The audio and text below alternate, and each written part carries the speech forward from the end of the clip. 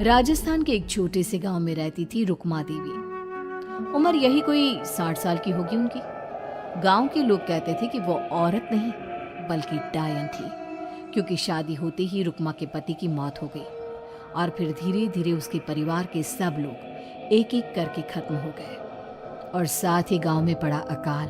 जमीन सूख गई, खेती सूख गई, लोग भूखे मरने लगे। रुक्मा को गांव से बाहर निकाल दिया गया और तब से वो गांव के बाहर झोपड़ी बनाकर रहने लगी। कोई भी रुक्मा के घर के आजू बाजू से गुजरता तक नहीं था। एक दिन गांव के रहने वाले रतन और उसकी पत्नी आनंदी को दूसरे गांव से आते वक्त रात हो गई और अंधेरे में रास्ता भटक के वो रुक्मा की झोपड़ी के पास जा पहुंचे। अरे आनंदी, ये क्या हो गया? हम तो रुक्मा डायन की झोपड़ी के पास आ पहुंचे। अब तो सब बुरा होगा। जल्दी जल्दी से निकल यहाँ से। हाँ जी, सही कहते हैं आप। ये डायन हमको खा जाएगी। जल्दी भागो यहाँ से। तभी रुक्मा झोपड़ी से बाहर आती है। अरे रुको, तुम लोग यहाँ मेरी झोपड़ी में आराम कर लो और देखो, इस रास्ते पर आगे मत जाना। हाँ हाँ, हमें आगे जाने से इसलिए रोक रही है ना, ताकि हमें मार डाले तू। अरे ना ना, मैं तो तुम्हारी जान बचाना चाहती हूँ, मेरी बात तो सुनो। डर की वजह से आनंदी और रतन वहां से भाग जाते हैं, लेकिन फिर अगले दिन गांव में खबर फैलती है कि रतन और आनंदी ने अपने घर में फांसी लगाकर आत्महत्या कर ली। वजह क्या थी किसी की समझ में नहीं आया। अगले दिन गांव में जोर का तूफान आया और भयानक तरीके से किसी के रोने की आवाज गूंजने लगी।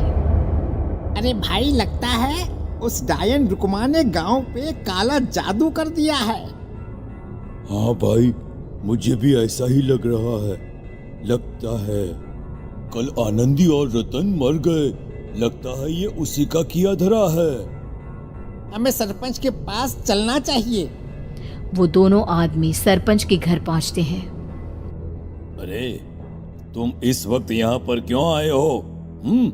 जानते नहीं बाहर क्या हो रहा है? कितनी डरावनी आवाज गांव में गूंज रही है।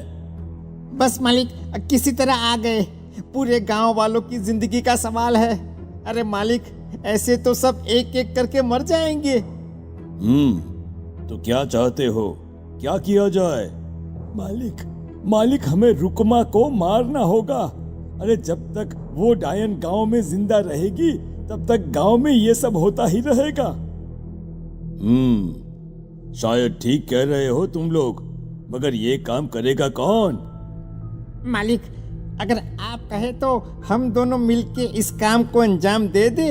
बस आपको हमें यकीन दिलाना होगा कि हम पकड़े नहीं जाएंगे। ठीक है, लेकिन बाहर जो आतंक का साया है उसमें तुम दोनों रुक्मा तक पहुंचोगे कैसे? हैं? क्या तुम्हें डर नहीं लगता?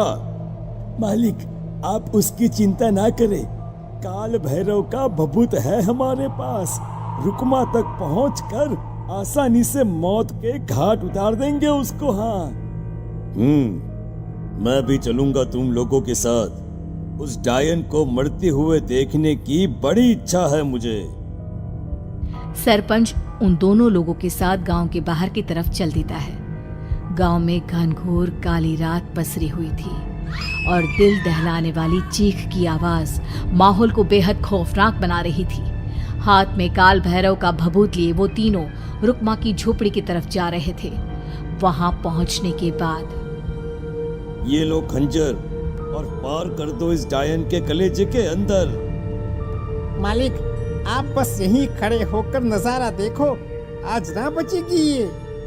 हाँ मालिक, ये भभूत अब इसकी जरूरत नहीं है। मैं इसे यहाँ पेड़ की डाली पे रख देता हूँ। लौटते वक्त हमारी रक्षा करेगा। वो दोनों आदमी चुपके से सोती हुई रुक्मा देवी के ऊपर वार करते हैं। एक जोरदार चीख से वो इलाका गूंज उठता है, लेकिन अचानक रुक्मा के शरीर से जो खून बहता है उसका रंग नीला था। ये देखकर वो दोनों आदमी डर से कांपने लगते हैं। अरे अरे अरे अरे, ये क्या? अरे इसके खून का रंग तो नीला है। अरे तो क्या हुआ? डायन जो ठहरी इंसान नहीं है ये, और आज इस बात का पक्का यकीन हो गया है। मर गई चुड़ैल, मर जाने दे। चल सरपंच साहब को जाकर ये खबर सुनाते हैं। वो दोनों जैसे ही बाहर आए, उन्होंने देखा सरपंच की लाश पेड़ पे लटकी हुई थी। ये देखकर वो दोनों डर के मारे चीखते हुए वहां से भागे, लेकिन तभी एक बेहद डरावनी औरत उनके सामने आकर खड़ी हो गई। कहाँ जा रहे हो? तुम्हें क्या लगा किसी का खून करके बच जाओगे तुम? कौन हो तुम? कौन हो? हमने तो डायन को मारा है, कुछ गलत नहीं किया भाई। वो डायन नहीं थी, वो इस गांव की रक्षा कर रही थी। तुम कौन हो और तुम्हें कैसे पता वो कौन थी? उसने रतन और आनंदी को मार डाला। रतन और आनंदी को मना किया था रुक्मा ने इस रास्ते से आगे जाने से, पर वही दोनों माने नहीं और उन दोनों ने मुझे देख लिया था, इसलिए उनका मरना तो तय था। क्या मतलब तूने मारा था और हम समझ रहे थे कि रुक्मा ये सब कर रही है? अरे वो तो मेरे कब्जे में थी, रोज अपने खून का चढ़ावा देकर इस गांव को बचा रही थी, तभी तो उसका खून नीला पड़ गया था। लेकिन तुमने तो उसे मारकर मेरा काम आसान कर दिया। अरे नहीं नहीं, हम नहीं मानते कि ये सच है। नहीं मानते तो बताओ सरपंच कैसे मरा फिर? क्योंकि उस वक्त तो तुम लोग रुक्मा को मार रहे थे ना, जवाब दो। हाँ बात तो सही है, इसका मतलब इसका मतलब अब तुम लोगों ने अपनी मौत को खुद दावत दी है, क्योंकि जो तुम लोगों को बचाने की कोशिश कर रही थी वो तो अब रही नहीं। अरे लेकिन कौन है वो जो हम लोगों को मारना चाहता है? आत्मा, रुक्मा के घर वालों की आत्मा। वो लोग कोई आम आदमी नहीं, खूनी भेड़िए थे और रुक्मा ने उनका ये राज जान लिया था। रुक्मा के अंदर शक्तियां थी जिसके चलते उसने उन सबको खत्म कर दिया। क्या? अरे लेकिन पूरा गांव तो समझ रहा था कि रुक्मा अपने घर वालों को खा गई। खा रुक्मा नहीं, मैं आ गई। क्योंकि असली डायन मैं हूँ और अब कोई नहीं बचेगा इस गांव में, कोई नहीं। भागो तुम दोनों।